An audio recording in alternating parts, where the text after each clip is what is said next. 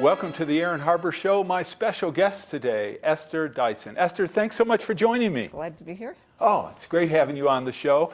I've followed your career for a long time. When I was in the Silicon Valley, I won't tell you how long ago, but I was watching your ascendancy, if I may say that. So it's great to finally have a chance to meet you and talk with you. And speaking of Silicon Valley, one of the things I'm really interested in your take on is just the role of women in high technology. In particular, when I was active in the Silicon Valley running a small software company and also talking to venture capitalists, we were doing fundraising, which I know you're very familiar with. One of the things that struck me was almost everyone we talked to, certainly in the VC world, was male, a white male. And the people in the companies that we dealt with were totally dominated by men. Has that changed at all in the literally decades since I was in the Silicon Valley? So it hasn't changed that much, but I'd like to say one thing. The role of women is the same as the role of men. It's just there are very many fewer women playing that role. But, and that's a problem. But more women should be playing those same roles. They don't have a different role. So how do we get more women to play those roles? To some extent we get people like you to complain about it, but in another way, we just get more women out there doing stuff without being token women. And I don't identify as a woman. I once got invited to sit on a panel talking about women in space. And I wrote back very politely asking, do you have panels called Men in Banking? And they said, well, no. And they changed the name of the panel. And we had 4 women talking about space travel, and it was great. But we weren't talking about women in space. We were women talking about space. Well, one of the interesting things when I ask men the same question, and CEOs, is they're aware that when boards of directors have diversity in terms of whether it be women or people of color or people with different backgrounds, that all the statistical analyses say those companies do better. And certainly the same in work environments. Yet it seems change is glacial. So what can we as a society do to really more successfully promote diversity in workplaces that are dominated by whether it be one gender or another, or one race or color by another? So, all these things are very familiar also in the health world. We know X works, but somehow we don't do X because we're so used to doing Y or whatever. The Me Too movement has certainly raised a lot of issues. That's really about the abuse of power, and sex is part of it. Then there's the whole just not seeing people who have capacity. Girls get kind of weeded out because they don't see women that they want to emulate. It's a pretty general big problem, and I honestly don't have any specific special answers I can give you that you haven't heard 100 times before. The problem is not what to do. The problem is getting people to do it. All right. Well, we'll keep working on that and encouraging people. That's the best we can do. And actually talk to me about interesting stuff, not about women, so that little girls will see that women can talk about something other than the role of women. Absolutely. Okay, and in that context, one of the things I'd like you to talk about, I'd be interested in your take, are issues related to data collection, politics, what's going on. Of course, so much has been discussed in the realm of what Russia did in the 2016 election, what Russian operatives continue to do. Give me your thoughts about all that and how those combine. Yeah, well, so I wrote this book long ago, 96, and it was on all these big issues: privacy, intellectual property, anonymity, whatever. And I was really hopeful that people would see their own data as an asset and manage it carefully and read the EULAs, which stands for something, Universal License Agreement, whatever the data provisions, instead of just clicking. And that's been one of my biggest disappointments, that people just really, they've not taken charge of their own data, they haven't taken charge of their own health. It's hard, there's so much to do, whatever. And so everybody knew, and they actually did know, that all these companies were selling their data and making money off it. And, mostly the bargain was totally fair. You get all this free stuff, all this free software, content, access, whatever, and you give up some data and you get some advertising. And because of that, you buy more stuff and somebody else makes money. In theory, and I invested in this many times, there's another business model, which is where you control your data and you get paid for these intermediaries to sell it to third parties. And you buy more stuff, but you also get what fundamentally amounts to a discount, in that you would get money back for the data you had sold. Somehow they haven't managed to make that into a business. And I was on the board of WPP for many years, and I always kept thinking, why wouldn't it be cool if they could just flip their business model and suddenly their clients would be the individuals and they would manage this whole advertising process and sell the data on behalf of the individuals. They're too large, it's very unlikely to happen, but somebody somewhere that has some critical mass, I keep hoping, will flip their business and start focusing on helping consumers sell their data. It's really hard to build a business like that, but perhaps to flip a big one is actually more possible. Right. I mean, the economies of scale, if you deal with one entity that has 1 million or 1 billion customers, it's a lot easier than going and getting each one of those. But I'm going to disagree. I think a lot of people don't know how much of their data is available. And I'll give you an example. You're right. Your average person probably doesn't. I mean, they sort of understand this, but they don't really get it. But everybody in the business, they know it. They knew it was going on, and this, oh my gosh, how shocking, and one of the worst things they would say is, well, you can't expect us to control, because there's a supply chain. It goes from the website owner to this advertising company that sells their space, to down the chain to some sleazy operator, and that's where you get the click fraud, that's where you get the spam and the malware and the phishing and all kinds of stuff. And so the analogy is, if you go into, this is kind of an old analogy because there's not so much of this anymore, but if you go into a fancy department store, say a Macy's or something, you will see there's like a booth or an area that is controlled by a brand. It might be cosmetics, it might be some fancy shirt vendor. And so they have some space in this large store.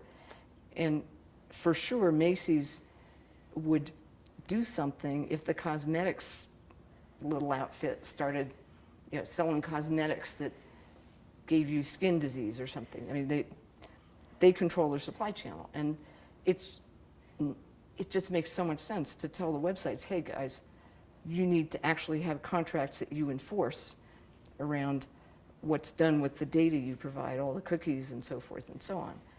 And what really, I was involved for a long time in trying to get the industry to self-regulate, and they just didn't care. And now it's really coming back to bite them. The challenge is, of course, it's not biting Facebook because people trust Facebook.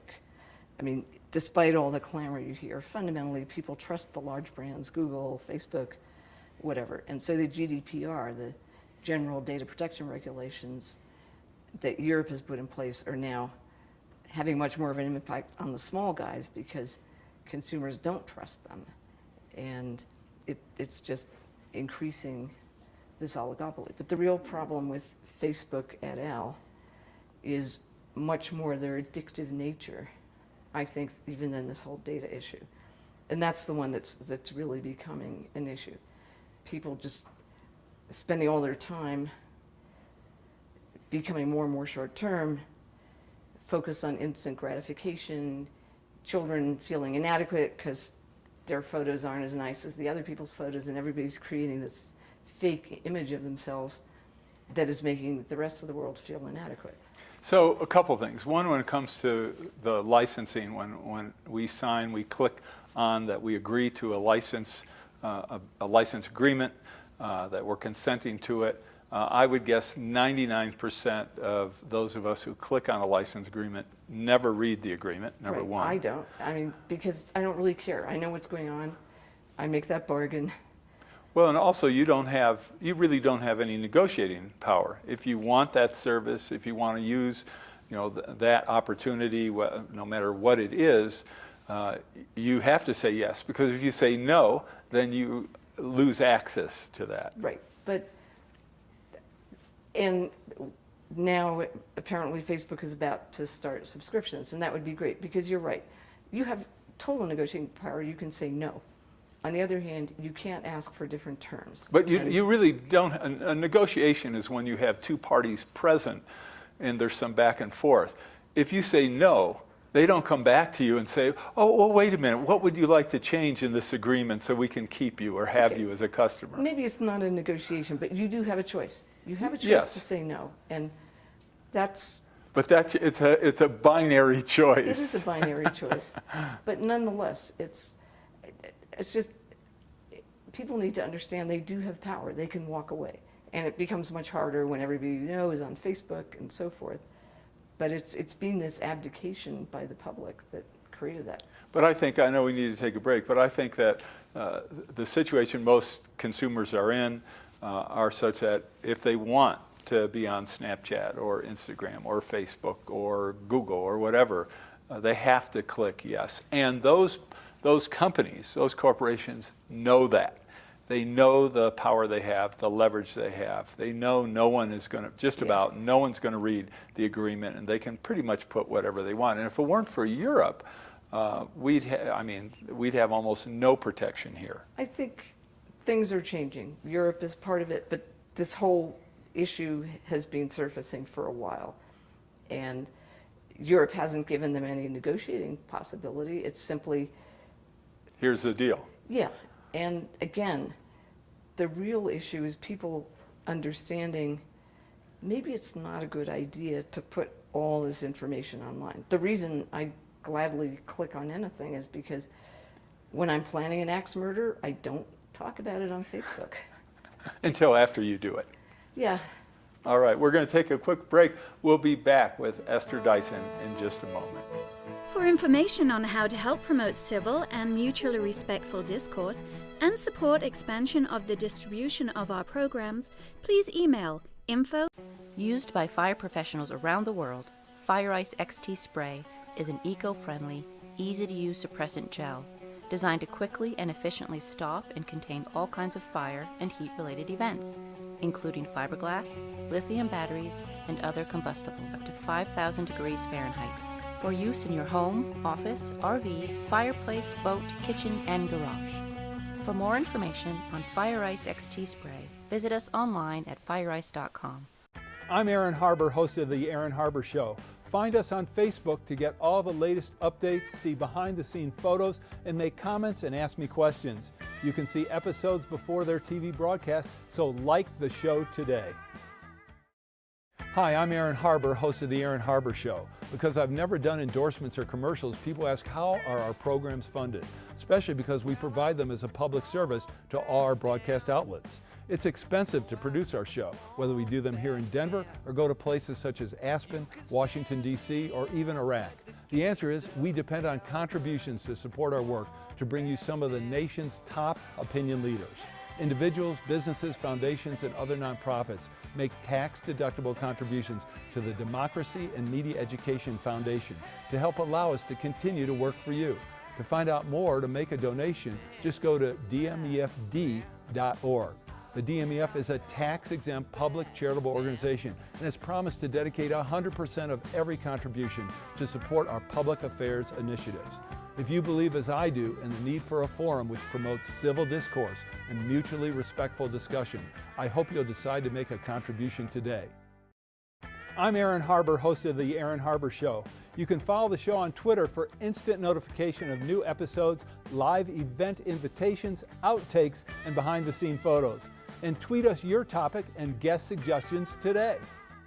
The Aaron Harber Show may be viewed 24/7 at no charge from any location in the world at www.harbortv.com.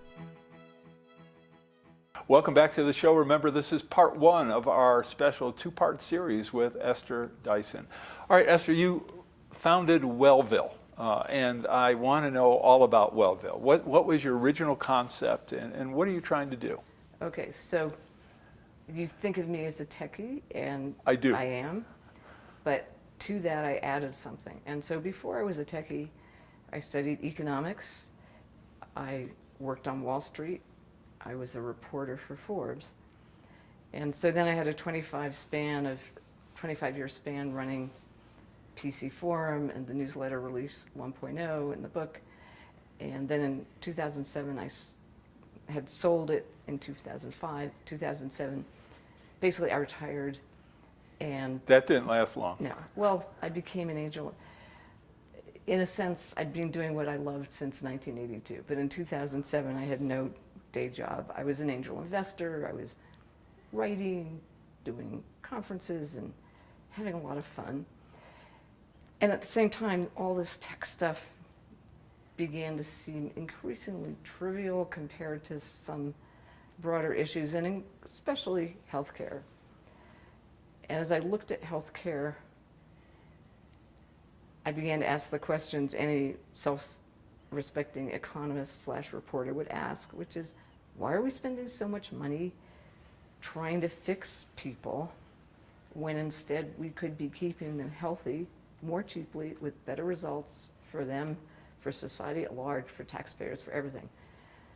And I really couldn't get a very good answer. Sort of like, everybody knows you should be doing that, just the way everybody knows you should read the license agreements and so forth, but they're not doing it.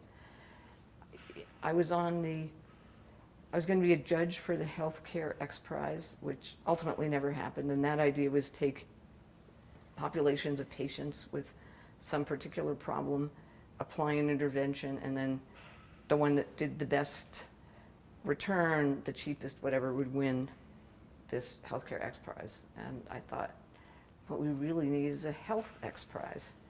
And with approval from Peter Diamandis, who runs the X Prize Foundation, I created this sort of copy, the idea of what I ended up calling HICCUP, the Health Initiative Coordinating Council, and it ultimately became Wellville. So 2013, I realized I'm a techie, I love talking about ideas, I'm not very good at running things, and I need a balance. So I hired a CEO who had done population health at Cigna. His name's Rick Brush, and he's been a blessing. So the two of us got together and created an application, and the idea was find 5 small communities of under 200,000 people that are self-contained, because it was already clear that the way to create health is not the way to fix it in the hospital, but to influence community conditions, schools, living conditions, food supply, just where people live, play, and work. That's where you need to go to make sure they're healthy. And we wanted them to be small because it's just easier to get things done. And the important thing is density initially rather than scale, because the mission is to prove what it looks like when you actually do this and inspire other people. We're not going to scale ourselves. So since then, it's now a 10-year project. There's no prize. One of the communities got replaced, but it's now 5 Wellville communities. And what are the communities? Lake County, California, Okay. Clatsop County, Oregon, Muskegon County, Michigan, Spartanburg, South Carolina, and North Hartford, Connecticut. So they all brought us in because they had some kind of coalition that already wanted to make their communities healthier. It wasn't like a nice white lady from New York is going to come in and tell you what to do, but more, this team of coaches is going to help you make your own efforts more effective. And that's what we've been doing ever since. So now ends in 2024, and we're focused on the long term. So that means the kids and the parents more than hospice care, cancer. Those are really, really important things that the healthcare system should be taking care of. What we're trying to do is keep people out of the healthcare system primarily, though there's certainly a lot of interaction with the healthcare systems. So how do you keep people out of the healthcare system for at least as long as possible? And by the way, I mean, you talked about the taxpayer. If people die prematurely, not that I'm supporting it, but I mean, there have been some studies done that say that That's actually cheaper. Right, because if you're dead, we're not giving you medical care. And the ultimate solution is, some kind of extraterrestrial invasion that kills us all, because then it'll be free. So. Well, not all of us. Those who survive, it'll be a lot less expensive. No, I mean, but if you kill all of us, then there are no healthcare costs. That's true, but I can see some downside to that. Yes, precisely. So, but economically, people living and working productively is actually a lot cheaper than people being sick. From the point of view of employers, absenteeism, people who are not as productive, people who spend time taking care of their families, it's not just the employees themselves, but the people around them. So, I mean, clearly, even when you look at the GDP, the healthcare spending is considered, it increases the GDP, but it's actually a cost, it's an expenditure. And if I could change one thing in Washington, it would be to look at spending on health, in other words, healthy children, investing in childcare, nurse-family partnership, mother, maternal health, making people education. healthier. That's investment spending. Health care is actually just spending cost, but that's not how we do our budgeting, unfortunately.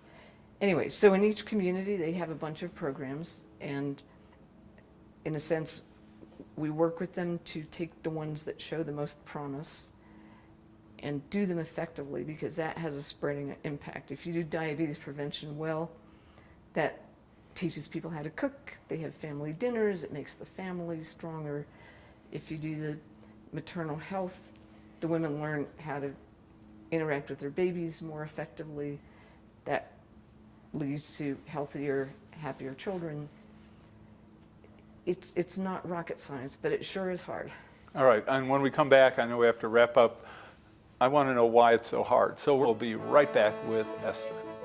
For information on how to help promote civil and mutually respectful discourse and support expansion of the distribution of our programs, please email info.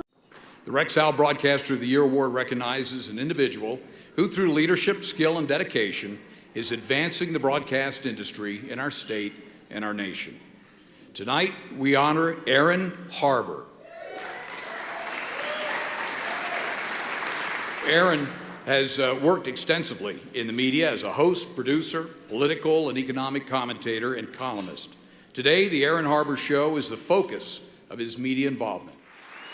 Aaron, it is a privilege to present you with the Rex Howell Broadcaster of the Year Award. Congratulations.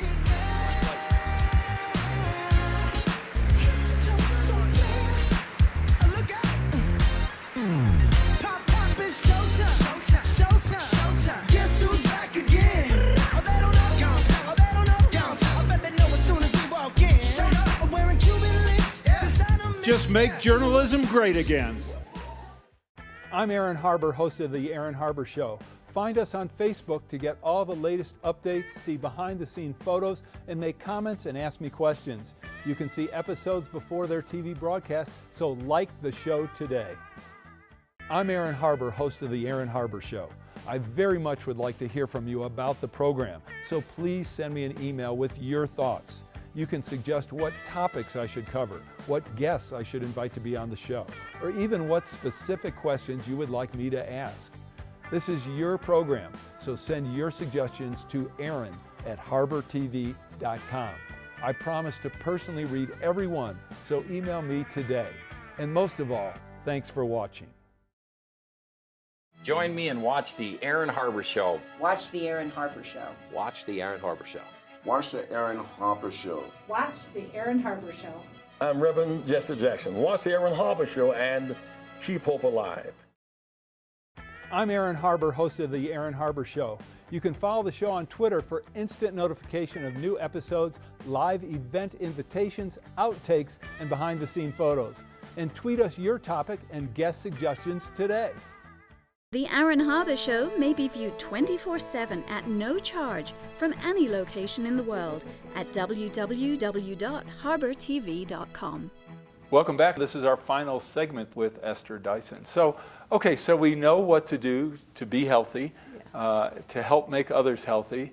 Why is it so difficult to actually have people live healthy lifestyles? So, the U.S. is bifurcated, and I'm going to talk about the troubled part for now. There's a huge amount of inadequate parenting, child abuse, insecurity, food shortages. There's something called adverse childhood experiences. Children who grow up in troubled circumstances lack a sense of trust and security and faith in the future, and so they become short-term oriented, and they lack the capacity to apply themselves at school, to eat right. Later on, statistically, they're more likely to get addicted, to either have a child or make someone pregnant, to go to jail, and they're the nub of the problem. So what I've come to understand is that short-term thinking is the problem. Short-term desire is addiction. Long-term desire is purpose. And in some sense, the challenge is, how do you create a family environment or add some trusted adult that helps children think long-term so they end up having enough purpose and self-control to create a happy life for themselves. So we have a minute left. How do we do that?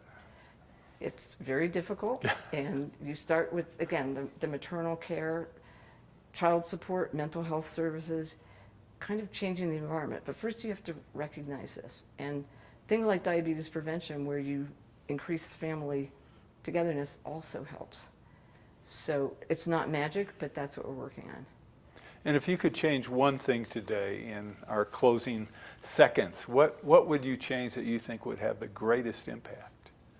Maternal capacity. I mean, just nurse-family partnership, things like that, but everything around them. You can't do one thing. That's the point. You got to do a bunch of these things together, and they self-reinforce.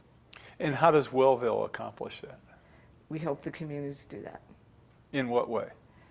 By advising them, helping them get funding, helping them earn the funding, helping them understand these issues, helping them understand something that's called trauma-informed care, and giving them that sense of satisfaction and dignity that makes them better parents and better community citizens. And are you, to wrap up, able to, has this been going on long enough where you are able to generate some data about progress? We're just beginning. And there are little pockets of things, but nothing that I would call the system-wide change that we're hoping to have by 2024. Okay. All right, Esther, thank you so much. And we'll continue this conversation because this is the end of part one. Make sure you watch part two with Esther Dyson. I'm Aaron Harber. Thanks for watching.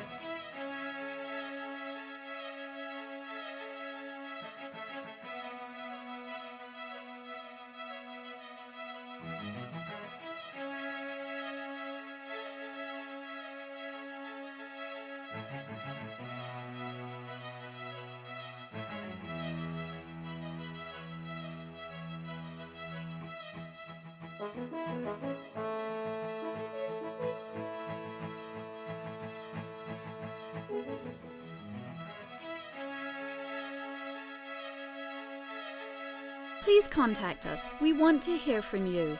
And thanks for watching.